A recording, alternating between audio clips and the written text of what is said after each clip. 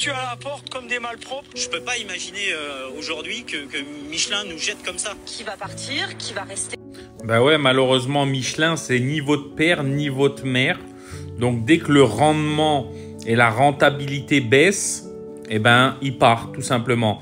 Là, ils vont aller aux États-Unis. Croyez-moi, ils vont être super rentables. Je vais vous montrer les actions de Michelin. Vous allez être surpris. Alors, regardons Michelin en bourse. 31,34 €, 22,18 milliards de valorisation. Rendement de 4,31%, ce qui est gigantesque. Donner un dividende de 4,31% sur du pneu, c'est gigantesque. On voit que depuis 2 mois, ils ont perdu à peu près 20% de valorisation.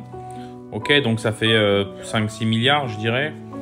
Donc voilà, franchement, pour du pneu, ils donnent un super dividende. Le dividende par rapport à leur marge bénéficiaire nette qui est de 8,5%, c'est gigantesque le dividende qu'ils donnent. Donc en fait, ils n'ont pas le choix de partir, sinon les actionnaires, ils vont foutre le camp. En fait, ils n'ont pas le choix. Il faut qu'ils remontent leur marge, sinon ils vont pas tenir le coup. Donc oui, quand l'entreprise ne fait plus assez de bénéfices, ne fait plus assez de rendement, ben ils vont partir. C'est pas vos parents, ces gens-là.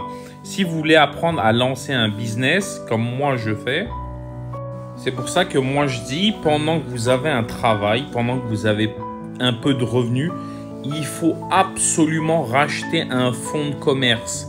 De préférence un fonds de commerce qui rapporte un peu d'argent, histoire de vous sécuriser.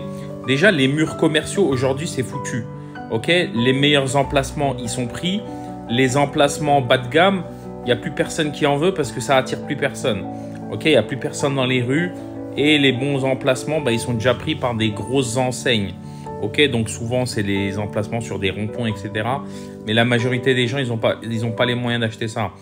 Aujourd'hui, les seuls fonds de commerce que vous pouvez racheter avec vos maigres revenus, c'est des fonds de commerce digitaux. D'accord, des fonds de commerce sur Internet, des blogs, des sites, etc. Ou sinon, vous pouvez les construire de zéro. Ok, comme moi, je vous apprends. Cliquez dans le lien dans ma bio, vous vous inscrivez et je vais vous apprendre à le faire.